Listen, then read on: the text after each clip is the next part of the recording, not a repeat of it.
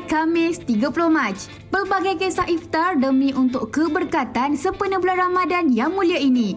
Berpuasa seorang diri di perantauan bukannya mudah, terutama jika berada di negara yang memiliki cuaca berbeza dan tempoh berpuasa yang lama. Apatah lagi jika baru pertama kali merasainya. Ikuti kisah pengalaman Ramadan di perantauan bersama warga Malaysia di Jerman dan pelbagai rangkuman berita dunia akan dikongsikan buat tatapan semua. Salam 8 Ramadan 1444 Hijrah. Temankan kami berdua pada pagi ini. Assalamualaikum. Semoga baik-baik saja untuk semua. Dan itu antara perkongsian yang kita nak bawakan pada hari ini. Kisah berpuasa di perantauan dan juga di Malaysia, Rena. Ya, dan yang pastinya ini adalah satu pengalaman yang saya percaya cukup manislah bagi mereka yang berpeluang dapat berpuasa di negara orang. Rena pernah tak? Saya tak pernah. Saya pun tak pernah. Jadi kita tak boleh nak share sangat? Tak boleh nak share sangat. Tapi kami akan bawakan perkongsian. Ini kisah yang saya percaya mungkin ada pengalaman manisnya, mungkin ada kerinduannya pada kampung halaman. Ya kan, tak tahulah macam nak rasa sebab kita ni, sebab saya hanya pernah berpuasa di perantauan pun di luar negeri, bukan luar negara lah. Maksudnya saya orang Kelang tapi pernah berpuasa di Perlis. Tak cik. Jauh lah, jauh. Rasa itu pun dah rasa sedih sangat dah. Sedih dah. Biasa satu puasa dengan keluarga, tiba-tiba kena dengan jauh. So macam time tu tak ada video-video call ni.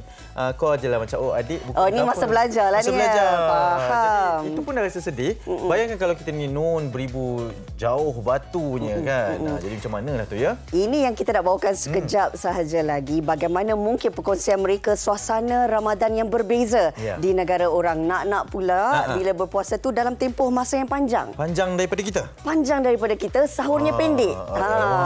Mencabar tu Dah fikir pula bazar Ramadan tak ada. Apa menu masakan Melayu nak makan kan?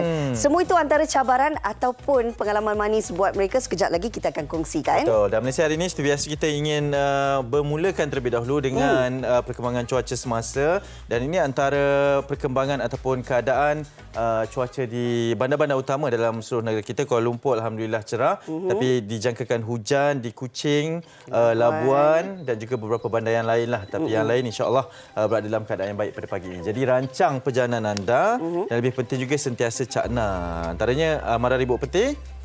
Ini antara kawasan yang bakal berlaku amaran ribut petinya, iaitu di Sarawak, di Betong Sarike dan juga di Mukah, manakala di Sabah pula di Kudat dan Pitas. Jadi bagi mereka yang tinggal di kawasan ini, hati-hatilah ya, kan kena pastikanlah keselamatan diri dan keluarga. Dan ini antara perkembangannya ataupun perkongsian yang kita nak bawakanlah sebelum kita nak bersama dengan mereka yang berada di luar negara.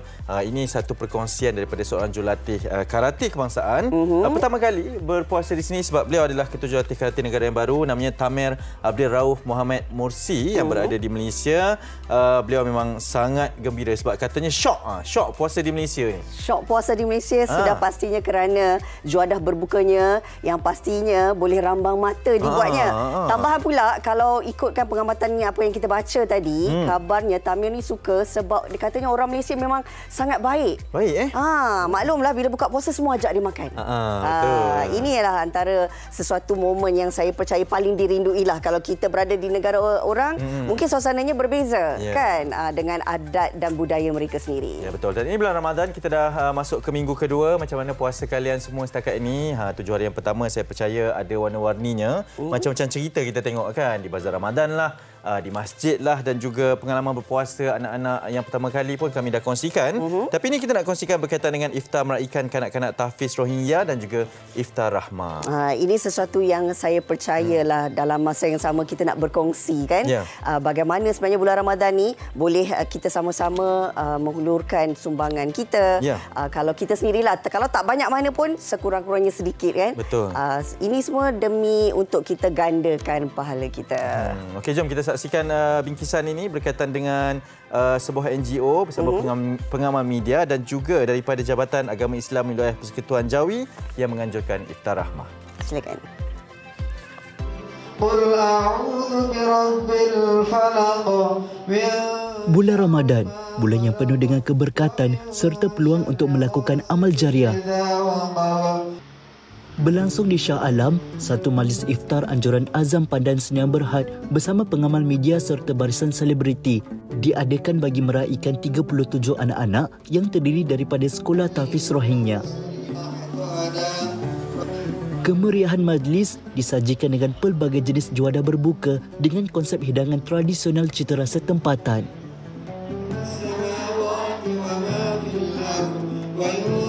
Lebih istimewa, anak-anak tahfiz ini turut menyerikan majlis dengan bacaan ayat-ayat suci Al-Quran dan zikir, memberi ketenangan di segenap ruang dewan. Saya terharu tengok mereka yang kurang berupaya, yang tidak mempunyai kewangan dari segi kewangan. Tahfiz-tahfiz yang lain, ada anak-anak yatim yang lain, mempunyai tempat sendiri, mempunyai tanah sendiri. Tapi mereka menyewa.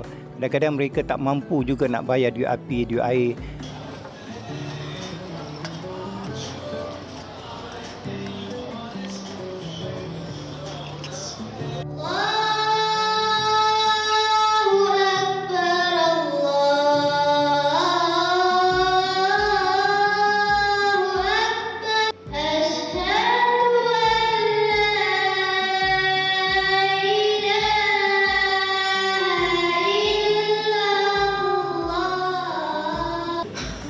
Okey, silakan. Bagi menghidupkan Imarah Ramadan, Mas Mahdi Muhammad selaku wakil daripada pihak penganjur memberikan sumbangan istimewa kepada anak-anak tahfiz dan tenaga pengajar. Pihak NGO seperti Komuniti Konvoi Motosikal Suasraya juga tidak ketinggalan menghulurkan bantuan. Sedikit sebanyak, bantuan yang diberikan dapat mengurangkan beban dan memberi keceriaan buat mereka dalam meraihkan bulan penuh kemuliaan ini. Kami ada beberapa aktiviti yang mana yang kadang-kadang istimewa tersebut yang tidak berkemampuan tadi daripada mereka membuat satu majlis-majlis amal kan, mengutip dana, mengutip apa yang diperlukan oleh kanak-kanak tersebut kan, kerana hari raya bakal menjelang, yang mana yang bernasib malang kita bantu sama membantu kita lah. Penganjuran majlis iftar ini juga membawa beberapa reaksi yang positif daripada tetamu jemputan yang hadir. Majlis pada hari ini saya nampak cukup baik, cukup teratur, dan juga kita kata dengan adanya kedatangan anak-anak, kunjungan anak-anak tahfiz kita memberikan impak yang lebih baik. Sepatutnya kita memuliakan macam anak-anak yatim, tahfiz, asnaf, warga-warga tua kan, dan juga ibu-ibu tunggal. Kita kalau nak bersedekah, nak bagi diorang makan kan, that's the best way lah. Ke atas tadi untuk ambil dia punya sumbangan. Saya tengok ni bukan orang sini ni, rasanya bukan daripada Malaysia sini. Bila diumumkan, dan saya rasa okey, sesuatu yang menarik, sesuatu yang lain daripada yang kebiasaan yang saya pergi majlis-majlis biasa.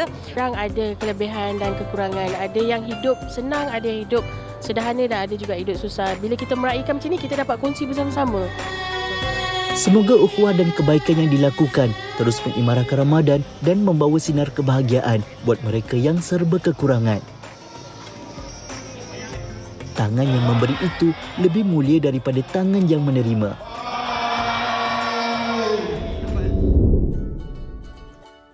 Manakala di Masjid Zaid bin Harithah, Jalan Gombak, Kuala Lumpur, sebanyak 300 pek juadah berbuka puasa dimasak dan diagihkan kepada penduduk di kampung Sungai Mulia. Program Iftar Rahmah, anjuran bersama Majlis Agama Islam Wilayah Persekutuan dan Jabatan Agama Islam Wilayah bertujuan membantu meringankan beban kehidupan mereka yang terkesan.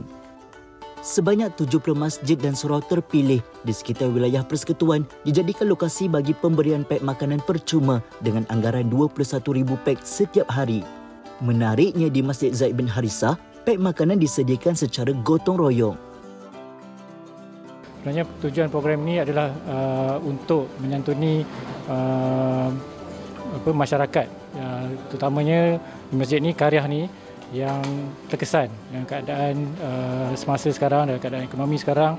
Anak Karyah bersama-sama dengan pihak masjid dalam menjalankan program dinamakan Iftar Rahmah pada kali ini. Selain pada itu juga ada juga di kalangan anak-anak tahfiz daripada masjid yang juga turut membantu dalam proses penyediaan makanan dan agihan. Seramai 15 ahli kariah masjid dan 20 pelajar tahfiz bergili-gili memasak juadah berdasarkan menu harian yang dirancang oleh pihak masjid pada setiap hari. Dengan program ni kita dapat eratkan lagi hubungan silaturahim dengan penduduk setempat yang mana yang sebelum kita tak kenal pun, dengan join program ni kita pun kenal, lagi orang kata perhubungan tu lagi mesra lah. Baiklah, jadi sebab apa dalam keadaan yang hidup di sini kita kampungan, bukan semua yang ada yang menengah, ada yang bawah.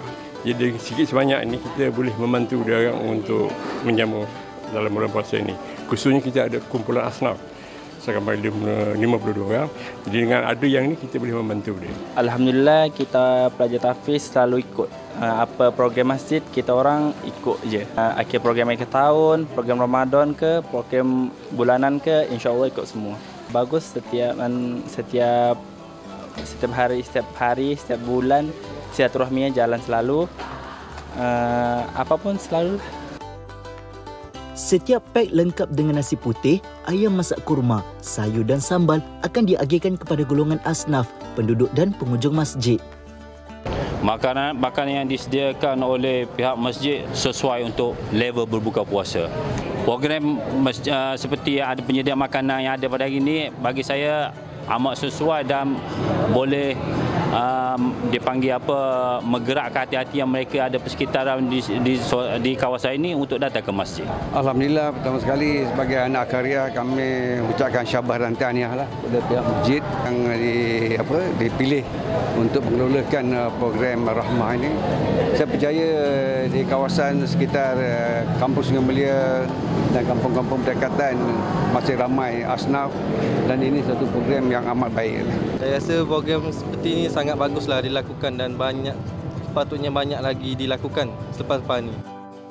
Saya rasa membantu untuk golongan-golongan macam B40, M40 kan.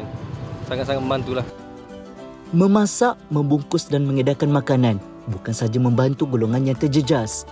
Malah ini adalah salah satu inisiatif masjid bagi mengeratkan ukhuwah di antara penduduk setempat dan kariah masjid.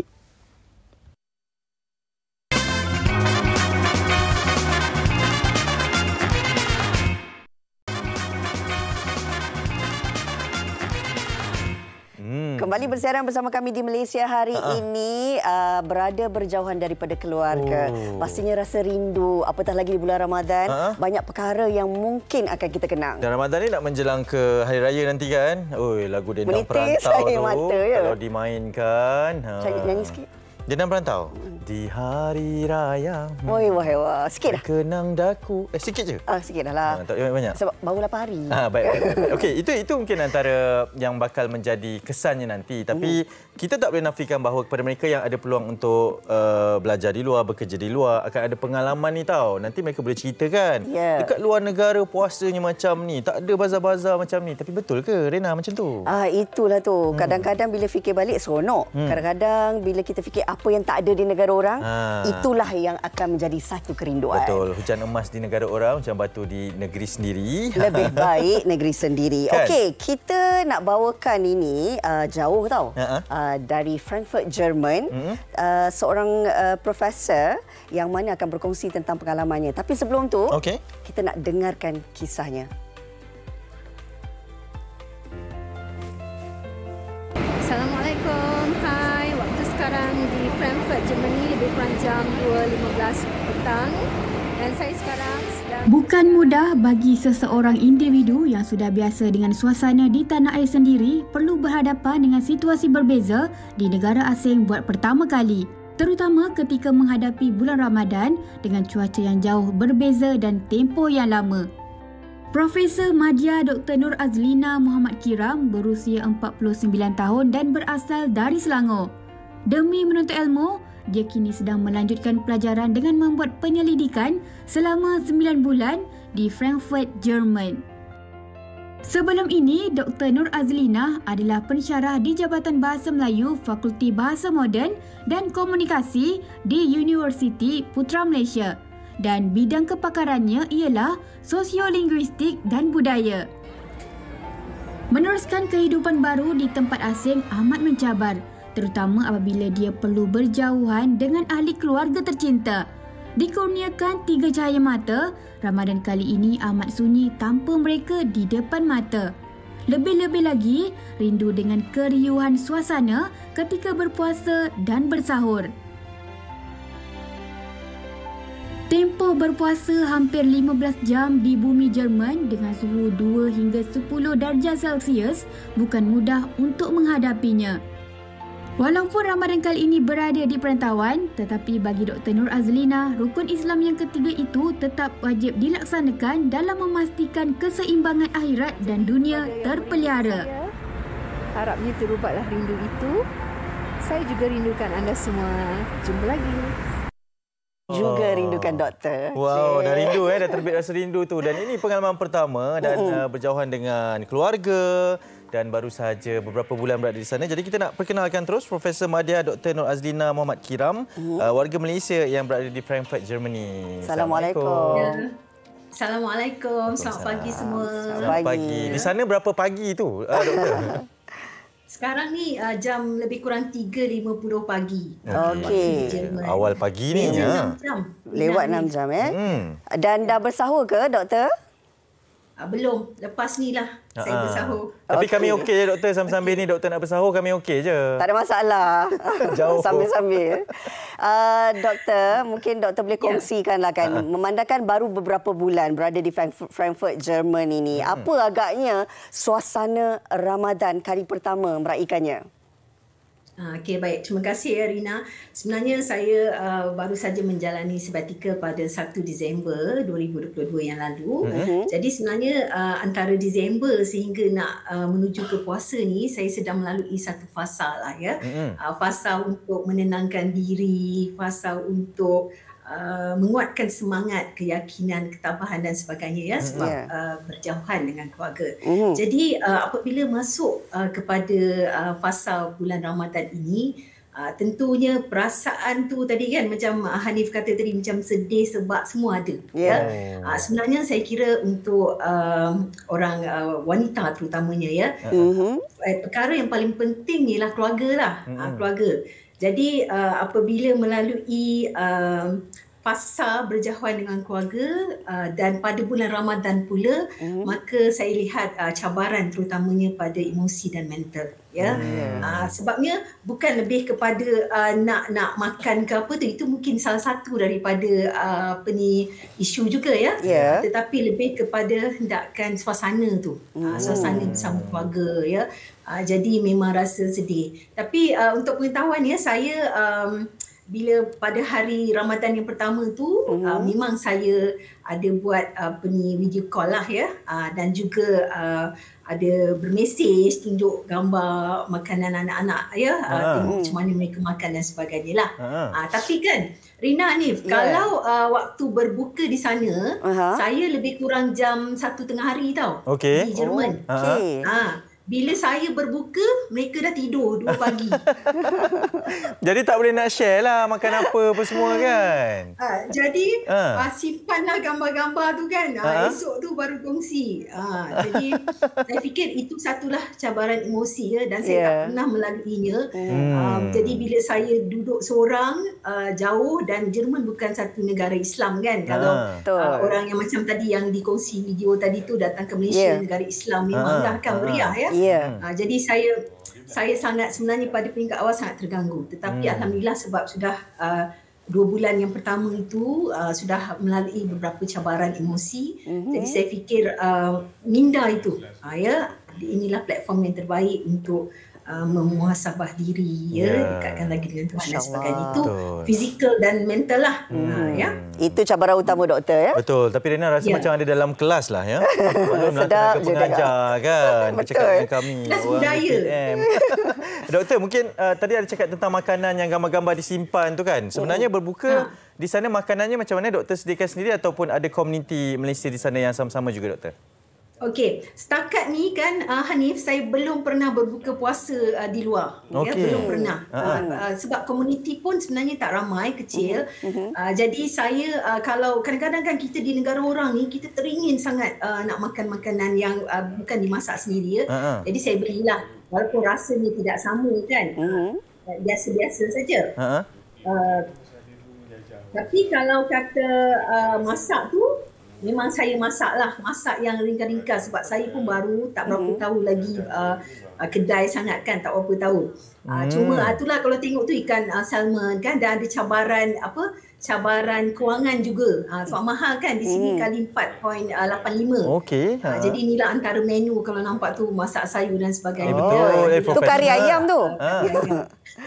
Tak tahu apa rasa sebab sangat terbatas kan. Bila saya dah lama sikit saya tahulah pergi cari buah-buahan ini profesional. Cara penyediaan makanan ni pro ni doktor. Food presentation pun mantap. Doktor, mungkin doktor boleh kongsikan juga bila lihat makanan-makanan ni, bak kata doktor tadilah kan, apa yang ada, bahan-bahan itulah yang disajikan, itulah yang dimasak kan. Tetapi paling rindu, maklumlah baru beberapa bulan berada di sana, paling rindu waktu berbuka apa agaknya yang doktor idamkan? Saya paling rindu gulai lemak nangka. Alah. Gulai lemak nangka. Arwah ayat saya dan kakak saya pandai masak. Jadi bila saya berbuka tu selalunya menu Ramadan pertama saya memang minta gulai lemak nangka lah. Tapi dah tak dapat lah semua tu kan. Cuma kan saya nak kongsi sedikit untuk orang yang berjauhan ni kan, duduk di perantauan. Sebenarnya video YouTube, TikTok masakan ni sangat penting tau. Ni Frina. Contoh kan. Sebab bahan mentah sangat terbatas. Saya baru ni buka YouTube Khairul Amin. Dia kata masak apa? Telur masak kicap. Yang ringkas saja sebab duduk seorang kan. Itu pun dah menyelerakan ya doktor ya. Makan dengan nasi-nasi panas kan. Itu pun dah menyelerakan lah kan. Dapat makan. Menyelerakan, tapi dalam menyelerakan tu dia terpaksa menolak emosi-emosi negatif. Kan? Tapi belum ada lagi pengalaman doktor sambil makan menitis air mata, tak ada lagi ya? Sebab titisan air mata tu dah dikeluarkan sebelum Ramadan.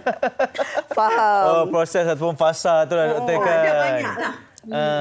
Tapi kena cekal ya sebab macam saya kata tadi, sebenarnya kekuatan itu dalaman kita sebab ada misi di sini. Misi untuk agama, bangsa dan negara. Betul, kan. Jadi relalah berkorban.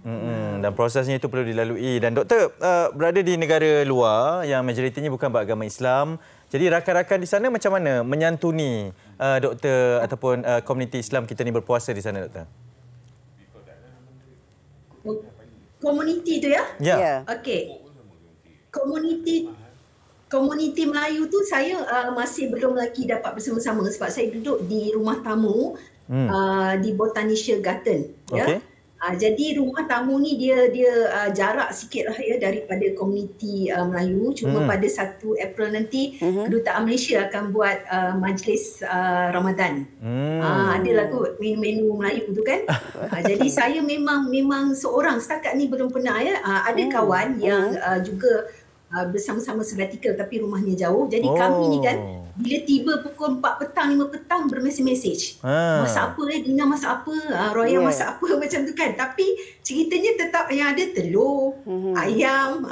Sebab kami baru lagi kan. Kadang-kadang sudah bosan lah juga kan. Gitu. Waktu doktor ke sana, ada tak memang doktor dah buat persediaan untuk bawalah beberapa bekalan ataupun rempah ratus kan sebagai untuk memudahkan doktor masak bila dah tinggal sendirian ni? Ada. Saya memang bawalah sedikit ya barang apa semua, tapi sebenarnya dah habis. Jadi kepada mereka yang hendak merantau pada masa depan, bawalah banyak sikit. Cuma masih ada lagi 2 paket ketupat. Saya ada bawa serunding juga. Jadi itulah mungkin antara menu hari raya nanti kan. Tapi mungkin dapat bersama-sama dengan pihak kedutaan nanti. Cuma di sini serunding memang kena bawa. Serunding makan dengan nasi panas. Okey doktor, tadi kita dah cakap tentang komuniti bangsa kita ataupun rakyat Malaysia lah yang berada di sana. Di masyarakat di sana macam mana penerimaannya pula doktor? Yang bukan beragama Islam tu. Di sini saya dimaklumkan bahawa macam Jerman ya, dia memang bebas lah ya, mana-mana agama ke apa ke memang tak ada masalah. Jadi pada saya komuniti tu sebab saya belum betul-betul jumpa dengan komuniti Melayu ya yang ada pun kalau ada pelajar-pelajar lah ya, pelajar Melayu, tapi pelajar Melayu kurang berbanding dengan pelajar Indonesia. Jadi sebab itulah saya kata tadi saya pun tak berani nak keluar pergi buka puasa di tempat lain dan sebagainya kan sebab masih baru dengan keadaan tempat dan sebagainya. Budaya makanan memang saya fikir banyak jugalah ya kedai-kedai halal, restoran halal. Jadi memang sebenarnya tak ada masalah lah ya. Cuma kalau nak dapatkan rasa yang macam Malaysia tu memang kena masak sendirilah. Cuma bahan-bahan tu, bahan-bahan mentah saya baru sajalah belajar, baru tahu kedai ASEAN Market apa semua kan. Jadi memang berdikari lah di sini. Kalau tengok doktor pun memang dah buat persediaan kan untuk orang kata Juadah Raya. Kita nak tanyalah juga sebab masih lagi awal, baru beberapa bulan di sana. Ada perancangan ataupun keluarga yang akan datang beraya ataupun bagaimana doktor? Oh, tidak ada. Sebabnya tiket pun mahal. Jadi apa yang saya rancang ialah saya akan pada pagi raya itu akan mengunjungi pejabat kedutaan kita lah ya, untuk bersama-sama dengan komuniti masyarakat Islam untuk sama-sama solat raya ya dan sebagainya. Seminggu selepas itu saya akan berangkat ke Amsterdam untuk melihat budaya juga di sana selain daripada menikmati suasana lah di Amsterdam ya. Jadi untuk pengetahuan Rina dan Hanif, saya menjalani sabbatical di sini atas misi untuk memartabatkan bahasa kebangsaan negara ya, iaitu bahasa Melayu. Jadi saya sabbatical di Goethe University Frankfurt. Alhamdulillah berkat daripada perbincangan dan juga doa sokongan rakan-rakan keluarga ya, maka satu kursus iaitu kursus pengucapan awam dalam bahasa Melayu akan ditawarkan pada semester April ini bersama pelajar asing lah ya, dan saya pengajarnya. Alhamdulillah. Tak ada lagi tahu Rina ni kursus ni. Bangga kami dengar. Tahniah doktor. Alhamdulillah. Wow, baru berapa bulan dah boleh buat sesuatu yang tak pernah dibuat orang ni. Jadi hebat. Kita tak tahulah berapa lama lagi akan jadi saya relalah berkorban. Puasa pun tak apalah kita lalui lah sebenarnya banyak manfaat. Bila hidup seorang ni sebenarnya kita ada ruang masa untuk muhasabah diri macam saya cakap tadi kan. Kita dapat memperbaiki, menambah baik amalan kita dan sebagainya. Amin, insya-Allah. Okey doktor, kita ada satu trivia ni kita nak kongsikan dengan doktor. Difahamkan doktor bersama dengan TV3 ada pertalian sikit pada tahun 1996. Ada sejarahnya. Ya Allah, kenangan mengusik jiwa tau. Kongsikan. Saya kan bila penerbit mesej kata boleh tak bersiaran langsung, saya terus terkenang tahun 1996. Okey. Ya. Pada waktu itu saya menyertai pertandingan debat panjang akal, berjaya ke peringkat akhir dan pasukan saya Johan. Waktu tu dapat hadiah bernilai RM15,000. Komputer hebat. Dapat semua apa dapat ya. Saya waktu tu muda lagi, Hanif 24 tahun. Sekarang yelah dah tua kan. Jadi tadi dapat bercakap sebentar dengan kru dulu. Kan? Jadi ya Allah mengimbau kembali TV3 dekat di hati. Wow, sentiasa di hati lah doktor ya. Jadi sekarang kembali semula dan daripada mungkin perjalanan debat panjang akal itu memartabatkan bahasa Melayu di luar negara di bulan Ramadan, perjuangannya masya-Allah hebat betul doktor. Doktor, di kesempatan ini juga kami nak bagi peluang lah untuk doktor buat ucapan bagi kaum keluarga yang berada di Malaysia, rakan-rakan, nak mengubat kerinduan. Betul, semua tengah rakam ni doktor. Okey, ini macam dah nak sambutan raya jugalah ya. Okey, saya sebenarnya ingin merakamkan ucapan terima kasih, salam sayang buat semua keluarga, sahabat, pelajar saya dan semualah yang mengenali diri saya, yang mana saya fikir mereka telah mendoakan perjalanan yang baik-baik untuk saya ya. Jadi doakan saya terus kuat, kekal dan tabah. Dan saya hendak bagi dua kata-kata ataupun peribahasa yang sangat penting. Sesungguhnya ya, di mana ada kemahuan di situ ada jalan. Praktiklah. Bila kita berada di mana-mana pun, kalau ungkapan itu kita praktikkan, insya-Allah kita akan berjaya. Dan satu lagi, macam yang tadi Hanif cakap tadi, hujan emas di negeri orang, hujan batu di negeri sendiri, baik lagi hujan ataupun tempat kita sendiri ya. Jadi sesungguhnya hargailah negara kita, jaga keamanan, jaga keselamatan, kerana sesungguhnya Malaysia adalah negara yang sebenarnya terbaik buat kita. Baik, insya-Allah. Doktor, jadi terima kasih kepada penerbit kerana memberi ruang ini kepada saya juga. Sama-sama dan teruskan berkongsi doktor ya, dan mewakili TV3 saya nak bagi satu peribahasa juga kepada doktor. Silakan. Tempat jatuh lagi dikenang, ini kan pula tempat bermain. Terima kasih banyak-banyak. Saya ada satu yang selalu kawan-kawan cakap, dia kata saya macam apa saudari Haliza London tu kan. Okey, Haliza Hashim. Silakan. Kalau nak cakap beginilah kan, ya, salam sayang Nur Azlina Muhammad Kiram, Frankfurt, Germany. Wah, dah boleh dah tu. Yes. Ini tidak dirancang ya. Bagus. Ini bekas pendebat pemidato ni dulu Kami doakan yang baik-baik saja untuk doktor. Mudah-mudahan semuanya dipermudah dan dapat menghabiskan kajian dengan cemerlang. Doktor, ada rezeki nanti kita jumpa di Malaysia pula ya. Betul doktor. Assalamualaikum. Jumpa lagi. Amin. Terima kasih. Waalaikumsalam. Jumpa lagi. Ya, wow. Hebat dapat berkenalan dan orang kata berkomunikasi. Seseorang yang sangat hebat, saya percaya membawa martabat bahasa Melayu itu di pentas dunia. Betul, dan nama Malaysia ya untuk terus diperjuangkan di sana itu Profesor Madya Dr. Nur Azlina Muhammad Kiram, warga Malaysia di Frankfurt, Jerman. Saya tak boleh nak cakap nama universitinya, takut jadi lain pula. Goethe University di Frankfurt, Germany. Okey, dan itu kisah rakyat Malaysia yang berkelana ke luar negara. Sekarang kita nak kongsikan pula kisah mereka yang menyambut Ramadan di bumi Malaysia tapi bukan warga negara kita. Pelajar-pelajar Uganda dari UIA akan berkongsi bagaimana cara mereka meraihkan suasana Ramadan di Malaysia. Jom saksikan. Silakan.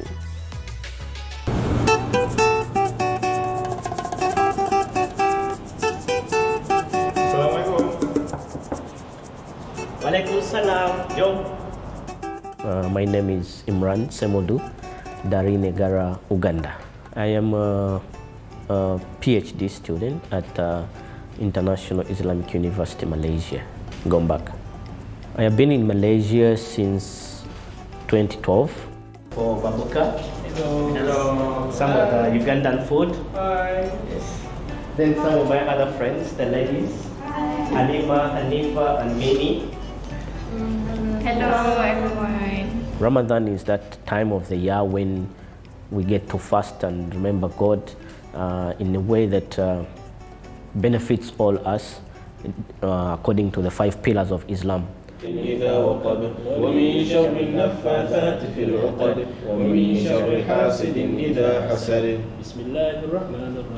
way Ramadan is in Malaysia, different from Uganda, is you get to miss your family, your mom, your friends, and the way the food and the way we do other things. So I've enjoyed going to bazaar, Ramadan bazaar. I go with friends, of course. Then we pick different variety and then we sit down and share. Nasi goreng, nasi ayam kunyit, roti john.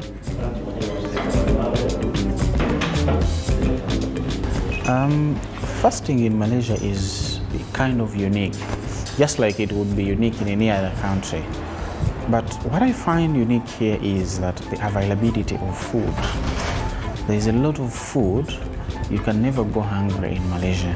In every 3 meters, you will find a food store.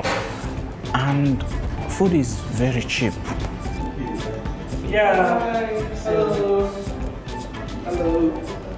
Yeah, alhamdulillah, today we get to taste Ugandan food.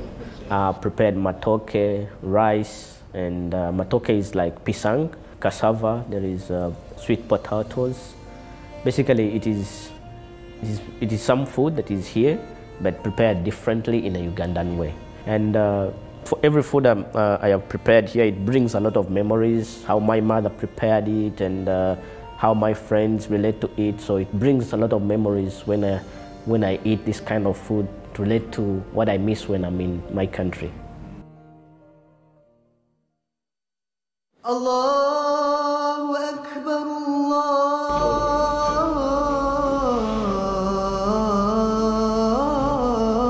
Akbar, Allahu Akbar,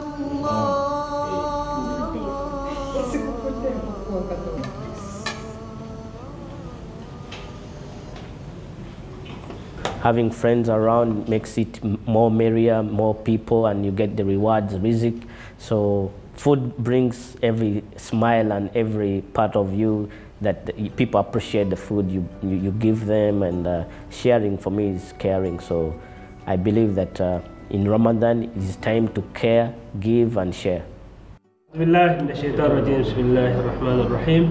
Allahumma laka sumtu wa bika amantu wa ala rizqika aftartu. ذهب الظمأ وابتلت العروق وثبت الأجل إن شاء الله. Perasaan dia sangat unik, seronok lah sebab kita boleh rasa makanan diorang yang sangat lain, bahan dia pun lain, rasa dia pun lain daripada Asia punya makanan kan. Lepas tu sambil tu boleh bercerita, diorang bercerita pasal culture diorang, pasal bahasa, pasal negara diorang, ada macam-macam kaum, macam-macam bahasa juga. So banyaklah saya belajar.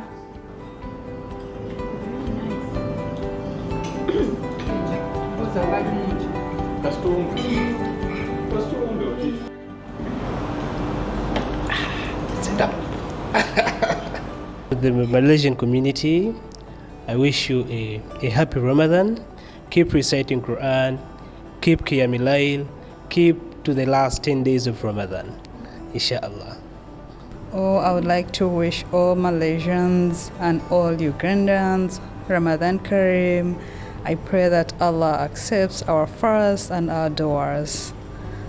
Oh yeah, I'd love to wish them a happy Ramadan and a peaceful time in Ramadan, blessings from Allah, and mostly peace of mind and forgiveness from Allah.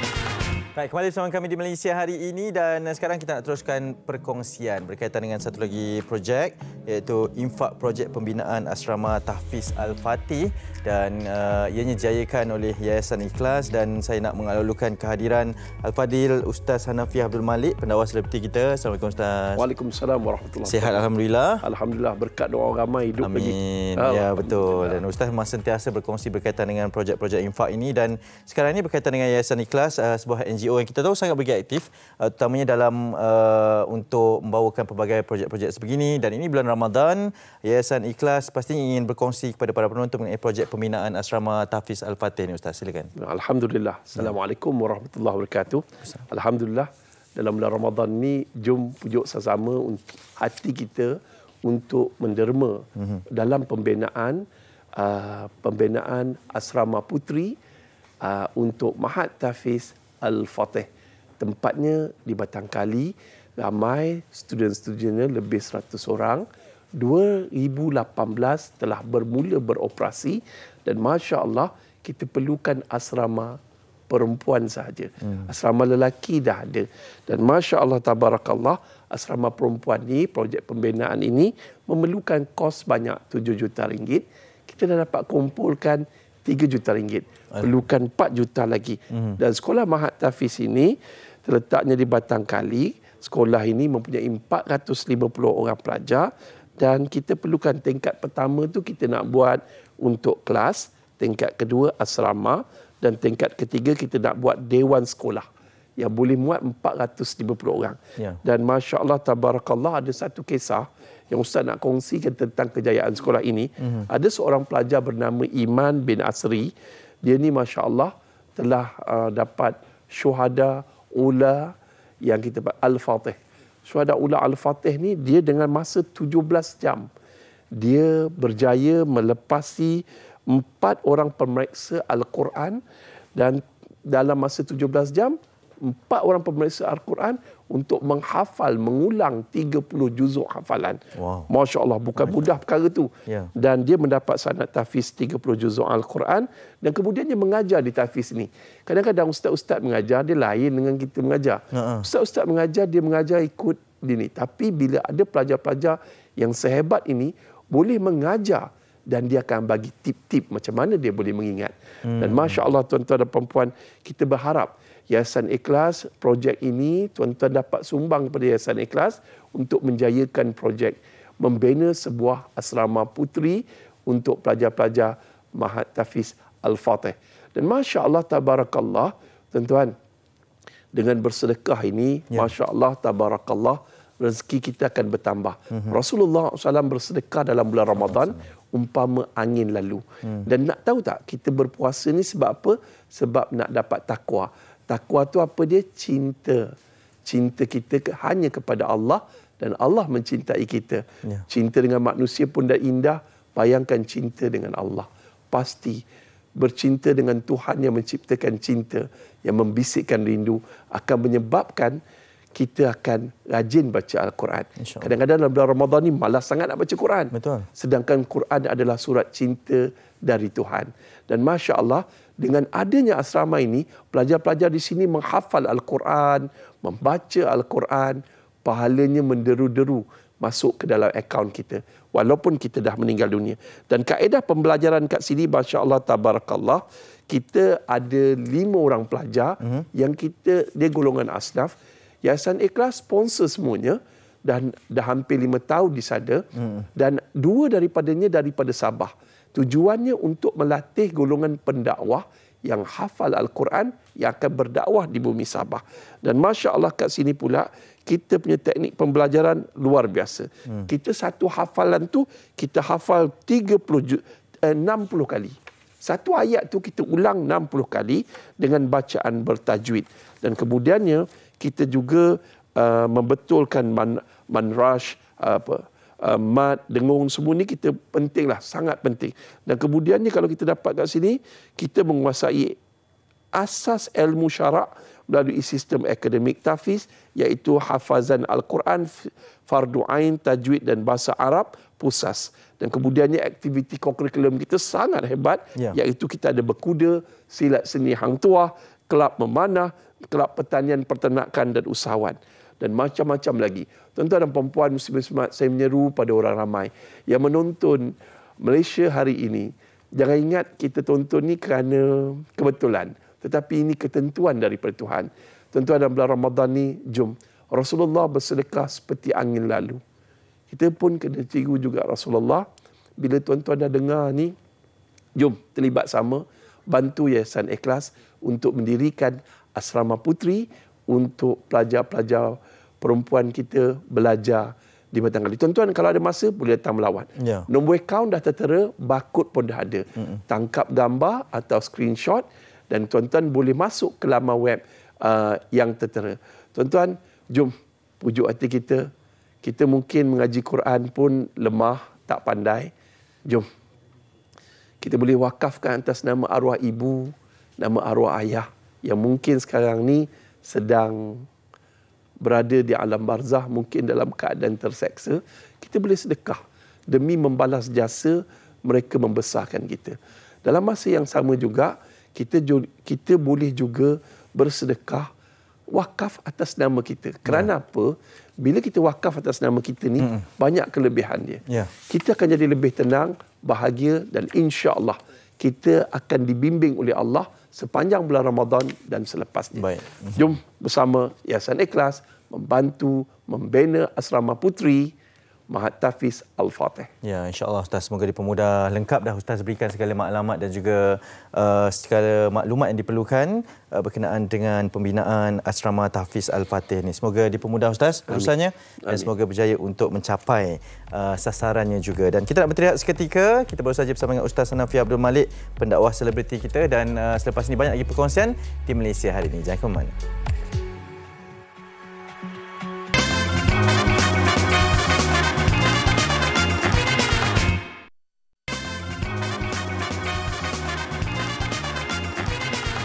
Ya, terus bersama dengan kami di Malaysia hari ini dan sekarang kita nak bawakan perkongsian. Kalau di Malaysia hari ini ni, Malaysia perkembangannya memang kita kongsikanlah kan. Tapi kita pun nak cakna tentang apa yang berlaku di luar negara. Jadi semuanya kami rangkumkan dalam Berita Dunia. Saksikan.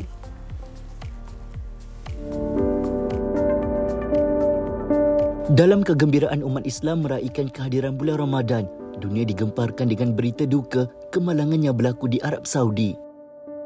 Sebuah bas yang membawa jemaah umrah ke kota suci Mekah terbakar selepas melanggar jambatan dan mengorbankan 20 nyawa. Sebuah akhbar luar negara melaporkan kemalangan berpunca daripada masalah brek menyebabkan kenderaan itu terbabas sebelum terbalik dan terbakar. Sekitar tahun 2019, nahas yang serupa turut berlaku apabila sebuah bas bertembung dengan kenderaan berat dan mengakibatkan 35 warga asing terbunuh.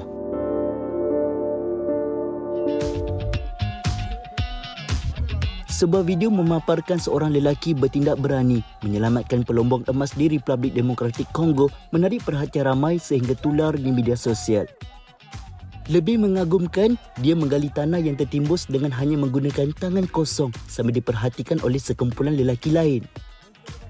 Dalam tempoh kurang 2 minit, 9 pelombong emas yang tertimbus berjaya keluar dari runtuhan dalam keadaan baik dan selamat.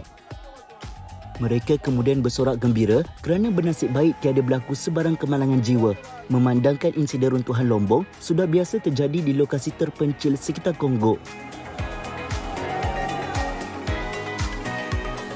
Bertujuan untuk menghilangkan rasa takut kanak-kanak terhadap hospital, Pelajar Perubatan di Brussels, Belgium menjalankan inisiatif membuka klinik untuk merawat patung beruang. Ratusan anak kecil berusia 4 hingga 7 tahun dijemput membawa mainan kegemaran mereka untuk dirawat serta menjalani pemeriksaan terhadap sebarang penyakit. Mainan tersebut juga akan dihantar untuk menjalani pemeriksaan X-ray sebelum diuruskan oleh pakar bedah. Usaha ini secara tidak langsung dapat mendedahkan mereka kepada doktor dan teknik perubatan supaya tidak lagi berasa gerun jika dimasukkan ke hospital. Itu dia tadi rangkuman berita dunia. Ya. Ini kita nak kembali semula lihat apa yang menarik di Dadak Akhbar hari ini. Ya. Okey, pertamanya saya nak kongsikan tentang ajal juadah tengah hari. Seorang wanita maut manakala suaminya kini bertarung nyawa di unit rawatan rapi akibat keracunan selepas menikmati hidangan ikan buntal yang dibeli secara tempahan melalui Facebook.